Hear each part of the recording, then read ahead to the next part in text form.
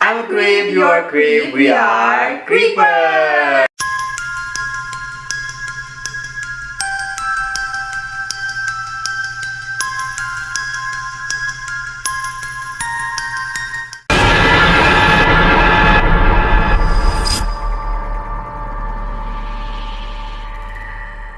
Selamat malam Creepers, selamat malam minggu, ketemu lagi sama kita berdua. Siapa lagi kalau bukan aku Priska dan abang aku Yudi di sini setia menemani malam minggu kalian berdua. Iya. Benar banget, seperti biasa kami berdua akan membagikan informasi seputar kisah mitologi, teori konspirasi dan juga cerita-cerita seram. Nah malam ini nih Wak, yang akan kita bahas tentunya adalah sebuah konspirasi yang gak kalah seru daripada video-video kita yang sebelumnya, yaitu membahas tentang Princess Diana.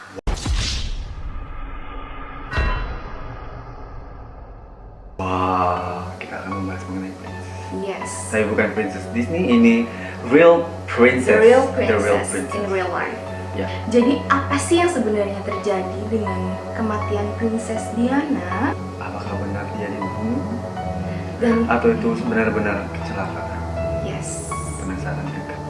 pasti Creepers di seluruh alam semesta penasaran kan tentang teori konspirasi yang menyelimuti kematian Princess Diana. Jadi Creepers, nggak usah lama-lama, kita langsung aja ke pembahas mengenai konspirasi kematian Princess Diana. So Creepers, do you dare to know it? Oke Creepers, sebelum kita masuk ke pembahas mengenai teori konspirasi dari kematian Princess Diana, bagaimana kalau kita kenalan dulu sama Putri Diana atau Princess Diana ini? Nah, Diana Frances Spencer atau biasa kita tahu Princess Diana ini lahir pada tanggal 1 Juli 1961 dan merupakan istri pertama dari Pangeran Charles. Pangeran Charles sendiri adalah anak sulung dari Ratu Elizabeth II dan merupakan pewaris tahta kerajaan Britania Raya. Nah, pasangan kerajaan Inggris ini dikaruniai dua orang anak, yaitu Pangeran William dan juga Pangeran Henry, yang dimana kedua anaknya ini berada di posisi kedua dan keenam dalam urutan pewarisan tahta. Baru lahir kaya ya Wak? Luar biasa.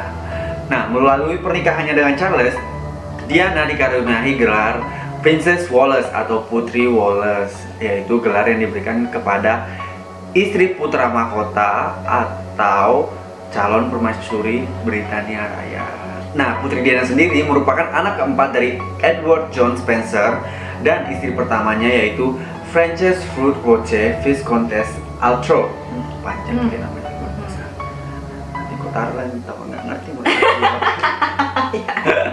Dan Putri Diana dilahirkan di Park House Sandringham di Norfolk, Inggris dan dibaptiskan di gereja Santa Maria Magdalena oleh pendeta Percy Herbert. Nah, lanjut Creepers. Jadi Princess Diana ini menerima pendidikannya di Riddlesworth Hall di Norfolk dan di West Heath Girls School di Seven Oaks, di mana dia dianggap sebagai pelajar dengan prestasi yang rendah selama dia bersekolah nih Wak.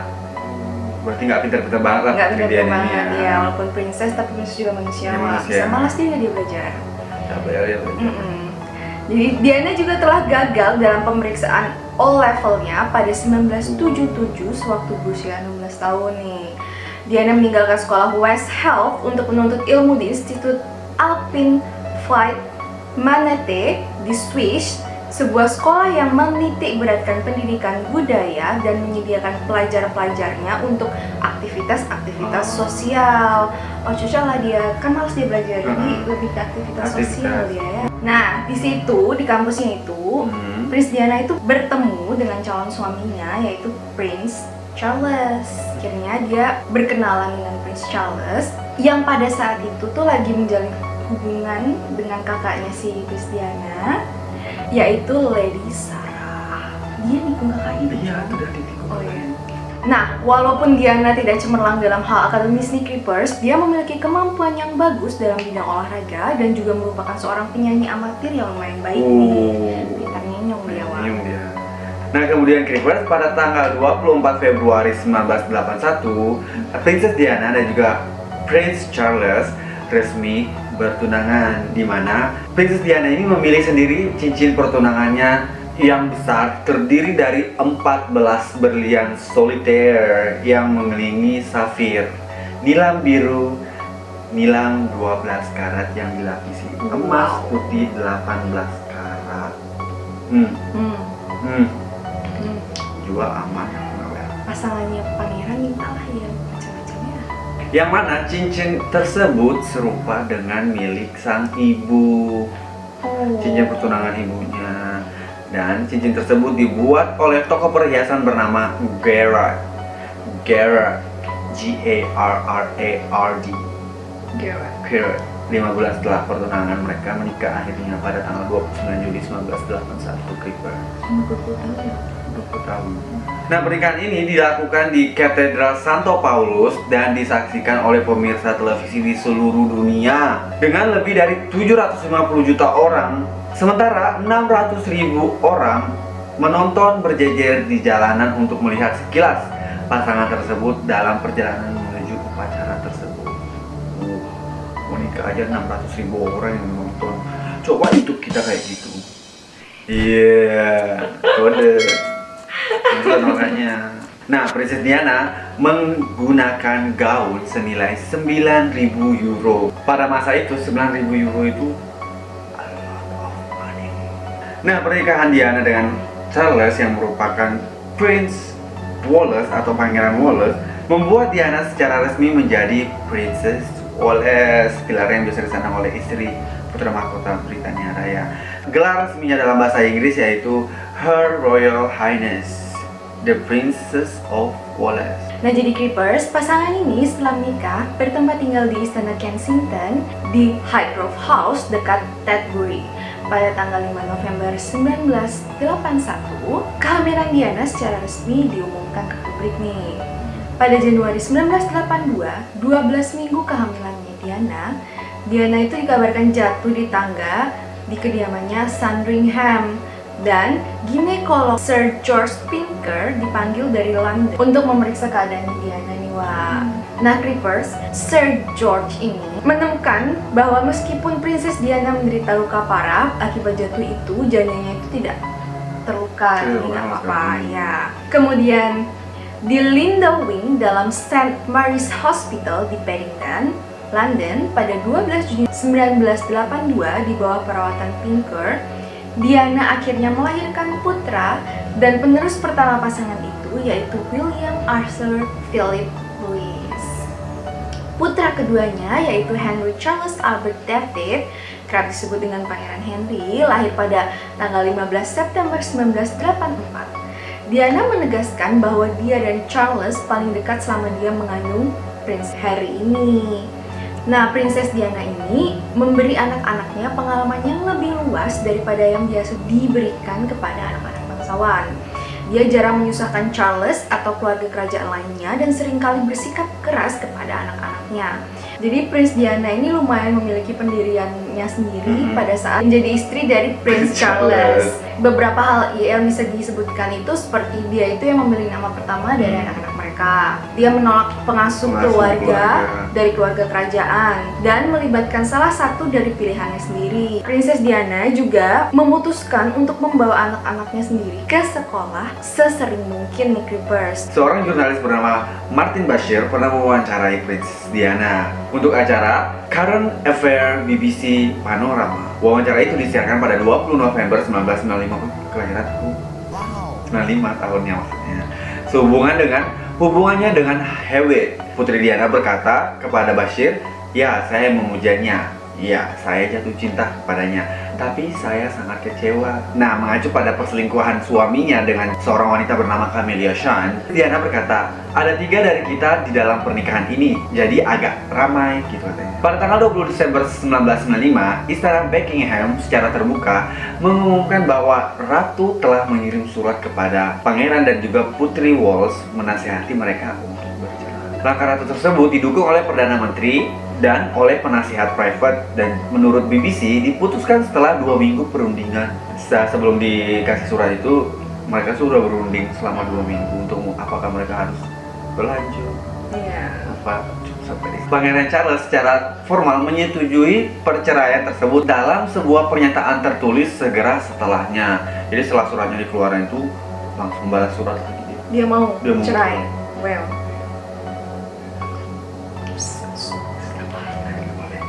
Nah, terus pada bulan Februari 1996, Diana mengumumkan kesepakatannya setelah melakukan negosiasi dengan pangeran dan perwakilan ratu, membuat kesal Istana Buckingham dengan mengeluarkan pengumuman sendiri tentang kesepakatan perceraian dan persyaratannya. Jadi dia emang benar-benar kayak apa? Dia kalau emang mau cerai, follow my rule gitu. Kayak dia emang gak bisa diatur ya, Prinses Diana ya, tipe-tipe yang gak suka diatur gitu. Punya jalannya sendiri. Nah, terus pada bulan Juli 1996, pasangan tersebut menyetujui persyaratan perceraian mereka. Diana tetap mempertahankan apartemen ganda di sisi utara Istana Kensington yang telah dia bagikan dengan Pangeran Wolsey sejak tahun pertama pernikahan mereka. Dan apartemen tersebut nih tetap menjadi rumahnya Princess Diana sampai kematiannya pada tahun berikutnya. Dia setelah perceraiannya itu, Diana berkencan lagi dengan ahli bedah jantung Inggris Pakistan bernama Hasnan Khan yang disebut cinta dalam hidupnya. Dan dia dikatakan telah menggambarkannya sebagai tuan luar biasa. Mr. Amazing. Saking cintanya ya kayaknya Princess Diana itu sama Bapak Hasnan Khan. Pada bulan Mei 1996, Diana mengunjungi Lahore atas undangan Imran Khan, kerabat Hasnan Khan, dan mengunjungi keluarga mereka yang terakhir secara rahasia. Setelah putus dengan Hasnan Khan sebulan kemudian, Diana mulai melirik Dodi Al Fayed, putra tuan rumah musim panasnya, Muhammad Al Fayed. Diana telah mempertimbangkan untuk mengajak anak-anaknya pada musim panas itu berlibur ke The Hamptons di Long Island, New York. Namun petugas keamanan telah mencegahnya. Setelah memutuskan untuk tidak melakukan perjalanan ke Thailand, dia menerima undangan Al Fayed untuk bergabung dengan keluarganya di selatan Prancis, di mana kompleks dan detail keamanannya yang besar tidak akan menimbulkan kekhawatiran terhadap skuad pengamanan kerajaan. Muhammad Al Fayed membeli Johnny Call, sebuah kapal pesiar jutaan pound sterling berukuran 60 meter yang diperuntukkan bagi Diana dan anaknya untuk berlibur. Amazing. Bapak mertua amazing. Calon bapak mertua. Pada 31 Agustus 1997, Diana meninggal dunia karena kecelakaan mobil yang dikemudikan di jalan terowongan Pont de Alma di Paris bersama-sama dengan Dodi Al Fayed dan juga sopirnya yaitu Henry Paul yang mengalami kecelakaan. Di sini dah, gara-gara kecelakaan ini dah mulai bermunculan teori-teori konspirasi. Mobil Mercedes-Benz C-Class W140 nomor pendaftaran 688 LTV75 dikemudikan dari Hotel Ritz Paris. Henry Paul mengemudikan dengan kecepatan tinggi untuk menghindari kejaran para fotografer paparazzi. Analisis darah menunjukkan Henry Paul memiliki kadar alkohol 3 kali lebih besar dari standar Prancis dan 2 kali lebih dari standar Inggris. Akan tetapi teori konspirasi menyatakan sampel darah itu milik orang lain karena biasanya pengemudi profesional tidak minum pada malam, ia harus bertugas. Ya, apalagi yang dibawa orang tajir. Orang tajir, gila aja kalau sampai dia kenapa-napa kan? Apa enggak sekeluarganya hilang di apa bakso. Rekaman CCTV tidak menunjukkan tanda-tanda Henry Paul mabuk ketika berjalan keluar menuju mobil mereka. Jadi ada rekaman CCTV-nya yang memperlihatkan Henry berjalan dengan normal, nggak ada tanda-tanda dia mabuk atau apa, nggak oleng-oleng. Henry Paul berhasil melintasi 13 tiang terowongan tetapi kehilangan kendali. Ini disebabkan karena terowongan itu dibuat tanpa pagar logam. Semua yang berada di dalam mobil tidak menggunakan sabuk pengaman. Dodi dan Henry sendiri meninggal dunia di tempat. Sedangkan dalam 2 jam setelah operasi di rumah sakit, Diana meninggal sekitar jam 4 pagi setelah kecelakaan. Sempat dilarikan ke rumah sakit ya. Jadi kecelakaannya itu terjadi sekitar jam 1 dan kemudian jam 4-nya Princess Diana meninggal dunia setelah operasi. Pemakaman Princess Diana sendiri diadakan pada 6 September 1997 dan disiarkan secara langsung ke seluruh dunia. Ditonton lebih dari 1,5 miliar penonton di seluruh dunia termasuk di Indonesia. Nah, Creepers, pemakaman Princess Diana berlangsung di Westminster Abbey. Sehari sebelumnya, Ratu Elizabeth II telah memberikan penghormatan kepadanya dalam siaran langsung televisi. Anak laki-lakinya berjalan dalam prosesi pemakaman di belakang peti jenazahnya Princess Diana nih, bersama dengan mantan suaminya Pangeran Charles Walsh, Adipati Edinburgh, saudara Diana Spencer, dan perwakilan beberapa badan amalnya. Lord Spencer berkata tentang saudara perempuannya, dia membuktikan pada tahun-tahun terakhirnya bahwa dia tidak memerlukan gelar kerajaan untuk terus menghasilkan sihirnya yang khusus. Nah, Creepers, itu dia sedikit cerita permulaan tentang Princess Diana. Sekarang saatnya kita masuk ke teori konspirasinya nih, yang mencuat ke permukaan terkait dengan kematiannya. Kan tadi kayak kematiannya agak sedikit aneh gitu ya. Jadi, teori pertamanya akan disampaikan oleh abang aku ini. Silahkan, Bang. Oke, Creepers. Teori pertama adalah di mana dinyatakan bahwa Putri Diana sedang mengandung anak dari Dodi Al-Fayed. Wow. Nah, seperti yang tadi disampaikan, Putri Diana ini sedang menjalin hubungan dengan Dodi Al-Fayed, pengusaha Mesir yang beragama Islam. Karena perbedaan agama yang dianut oleh keduanya, kerajaan Inggris itu merasa kayak tidak terima bahwa seorang muslim dari Mesir menjadi ayah tiri dari anak-anak Putri Diana, yaitu Pangeran-pangeran itu ya? Iya, Pangeran William dan juga Pangeran Henry. Hal tersebut disampaikan oleh Muhammad Al-Fayed, yaitu ayah dari Dodi Al-Fayed. Bahkan beberapa bukti dari surat kabar berspekulasi kalau Putri Diana sedang mengandung anak dari Dodi Al-Fayed ini. Banyak yang menduga kalau Badan Intelijen MI6 dan juga CIA beserta Mossad atau kolaborasi badan-badan intelijen tersebut terlibat dalam rencana pembunuhan Princess Diana dan juga Dodi Al-Fayed ini. Semua ini didasarkan kepada dugaan bahwa takutnya Princess Diana ini akan berkonversi atau berpindah agama untuk memeluk agama Islam sesuai dengan agama yang dianut oleh Dodi Al-Fayed. Dan juga anaknya nanti akan beragama Islam serta memiliki keturunan yang namanya berawal Muhammad atau Fatimah, yang nantinya mungkin menjadi raja atau ratu Inggris. I don't know, bukan, Princess Diana udah nggak ada sangkut paut sama kerajaan. So, kalaupun itu kan juga ayah tirinya, terus ngapain harus di ini nggak sih? Kalaupun mau meneruskan kerajaan, ya udah Pangeran William sama Henry aja, udah si Fatimah atau Muhammad ini nggak usah. nggak ada hubungannya, kan dia anaknya Dodi Al-Fayed.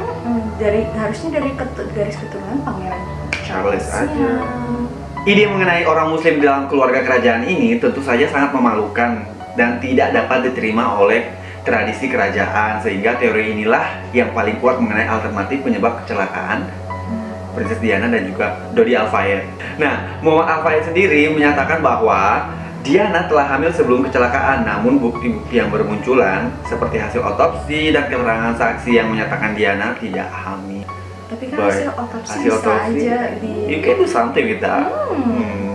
Nah, mengenai keterlibatan badan-badan intelijen di atas, teori-teori yang bermunculan antara lain sabotase sabuk pengaman. Karena biasanya Putri Diana ini selalu menggunakan sabuk pengaman setiap bepergian kemana-mana. Dan seperti yang kita ketahui tadi pas kecelakaan, nggak ada satupun dari mereka yang menggunakan sabuk pengaman. Why? Nah, diduga badan intelijen di atas tersebut bekerja sama untuk menyabotase sabuk pengaman tersebut. Teori lain adalah sinar lampu yang sengaja dinyalakan untuk membutakan supir, yaitu Henry Paul, dan membuatnya kehilangan kendali yang diduga dilakukan oleh MI6. Namun terbukti tidak benar oleh penyelidikan resmi, yaitu Operasi Paget. Nah, itu dia teori pertama. Sekarang ada lagi nih teori selain teori yang di atas yang menyatakan kalau Princess Diana dibunuh oleh keluarga kerajaan. Oke, Creepers. Jadi, teori yang kedua, kematian Princess Diana itu karena dibunuh oleh keluarga kerajaan. Nah, Creepers, teori ini disampaikan sendiri oleh Kepala Pelayan Putri Diana, Paul Burrell. Ia mengungkapkan bahwa Diana meninggalkan sepucuk surat kepadanya untuk diamankan nih sebelum dia pergi dengan si Dodi Al-Fayed itu. Dalam surat tersebut tertulis bahwa Putri Diana seperti memiliki firasat akan dibunuh oleh keluarga kerajaan. Bahkan, ia juga menuliskan tentang kecelakaan mobil yang menjadi penyebab kematiannya. Jadi di dalam suratnya itu tertulis seperti ini nih Creepers. Saya duduk di meja saya di bulan Oktober, menunggu kedatangan seseorang untuk memeluk, menguatkan, dan mengangkat kepala saya tinggi-tinggi. Ini adalah fase yang paling berbahaya di hidup saya. Ada yang sedang merencanakan kecelakaan di mobil saya dengan merusak rem. Dengan begitu, memperjelas jalan Charles untuk menikah. Tulis Putri Diana dalam surat yang diamankan oleh kepala pelayannya nih. Wah. Nyebut nama loh. Yes. Nyebut nama. Selanjutnya ada teori lagi yang gak kalah seru nih Creepers, yaitu peran Pangeran Philip di dalam kematian Princess Diana ini. Silakan. Pangeran Philip ikut-ikutan. Nah, kabar dari terlibatnya Pangeran Philip, yaitu ayah dari Pangeran Charles, sudah menjadi kabar yang tersebar cukup luas. Disebutkan juga bahwa Badan Intelijen Rahasia Inggris, yaitu MI6, menjadi dalang dari kasus kecelakaan mobil yang menewaskan Putri Diana ini. Hal itu diungkapkan oleh Richard Tomlinson, mantan agen MI6 yang diberhentikan dan menjalani hukuman karena melanggar Undang-Undang Rahasia tahun 1989. Cepu ini si Richard ya? nih. Nah, menurut Richard sendiri, MI6 sudah memantau keberadaan Putri Diana. Ia membandingkan kecelakaan Inggris yang dialami oleh Putri Diana dan mirip dengan rencana pembunuhan Presiden Serbia di tahun 1992. Oke Creepers, teori keempat nih terkait kematian Princess Diana adalah perawatan medis yang diterima Princess Diana setelah kecelakaan itu telah disabotase nih Wak. Kemunculan teori ini disebabkan karena perawatan Putri Diana yang dilakukan di lokasi kejadian Wak. Sehingga banyak yang menilai apabila ia dibawa ke rumah sakit secepat mungkin nyawanya mungkin akan terselamatkan. Namun teori ini terbantahkan lantaran prosedur perawatan di Prancis yang berbeda dengan di Inggris. Di Prancis, petugas medis lebih memilih untuk fokus melakukan perawatan di tempat kejadian sebelum dipindahkan ke rumah sakit. Menurut Operation Page, melakukan sabotase perawatan medis pastinya membutuhkan keterkaitan dokter dan perawat yang cukup banyak. Dan hal itu termasuk dalam pelanggaran etika sehingga menimbulkan kesimpulan bahwa perawatan medis terhadap Diana tidak ada unsur sabotase sama sekali. Oke, tapi tetap aja ya mencurigakan. Curigation itu penting. Nah, teori berikutnya adalah misteri dari mobil Fiat Uno warna putih. Oke, Creepers, dari analisis kecelakaan yang dilakukan, terlihat bahwa mobil Mercedes yang ditumpangi oleh Putri Diana bersenggolan dengan mobil Fiat Uno berwarna putih.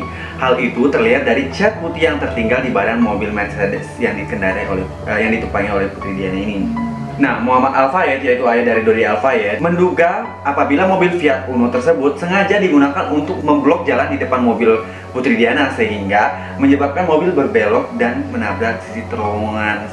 Mobil Mercedes yang ditumpangi Putri Diana itu akhirnya kan menabrak sisi terowongan. Nah, si mobil Fiat ini udah kayak dicari-cari gitu loh.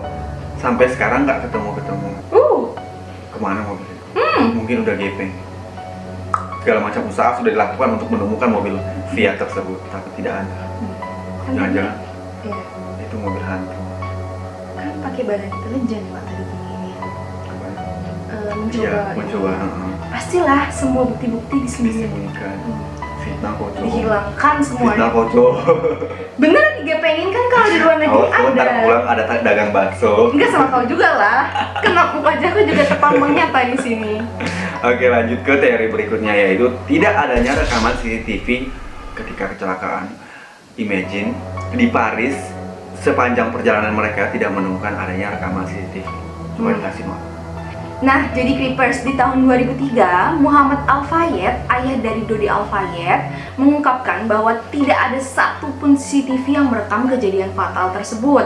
Padahal nih ya, rute yang dilewati oleh mobil Putri Diana dan anaknya itu setidaknya memiliki sekitar 10 CCTV yang dilewati.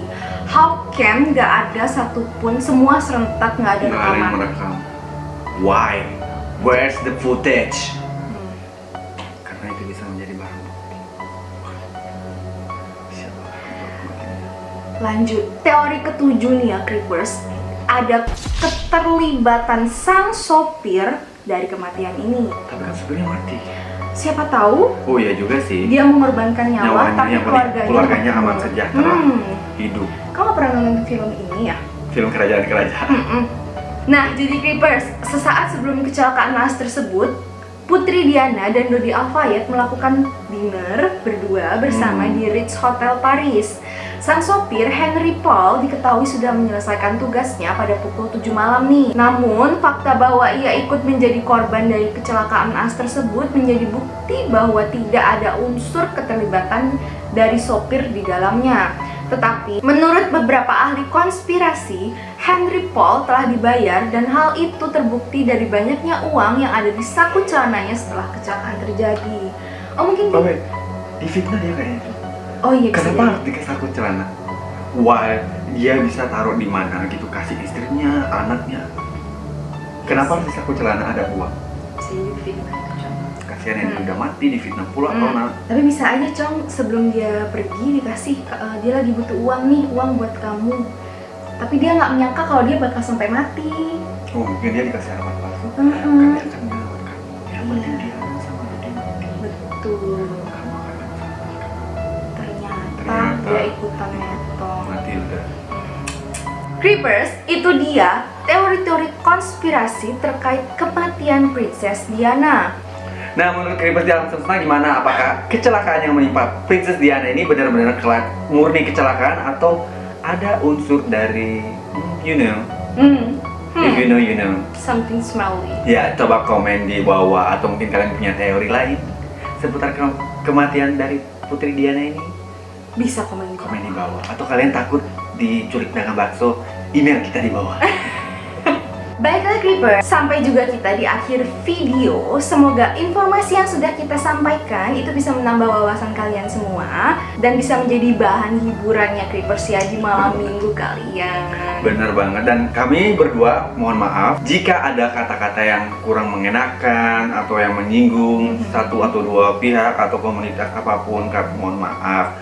Kami niat emang tulus cuman ingin menghibur Creepers. Betul, dan berbagi informasi, informasi. Namun apa daya, kami berdua cuma manusia biasa, bukan superhero. Kami cuma manusia biasa, jadi mohon maaf kan. Yes.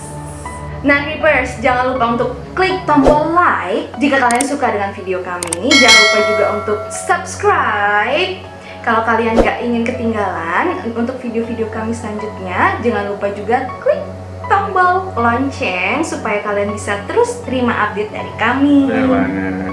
Jangan lupa komen juga jika ada kritik dan saran untuk kami berdua, atau mungkin ada materi atau pembahasan yang kalian pengen tahu.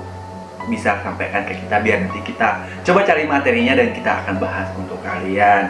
Dan yang paling penting, jangan lupa share video kita ke teman-teman kalian, keluarga kalian, sahabat-sahabat kalian, musuh kalian bila perlu.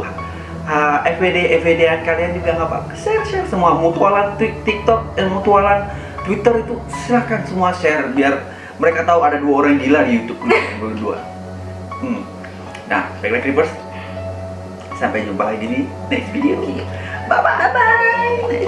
A few moments later. Jadi nggak usah lama-lama. Kok ambil semua?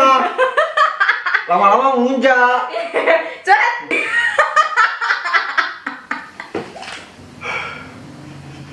Menyebalkan. Dari mana foto dia berprestasi? Tuh.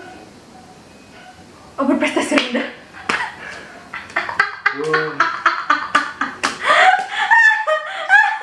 Oke, Bang. Itu sudah si itu apa namanya? Tahu pula. Oh, kaget anjir.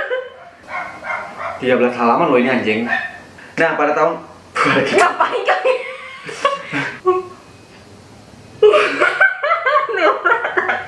Tunggu 3. Astaga. Walls. Walls itu bangsa geblek.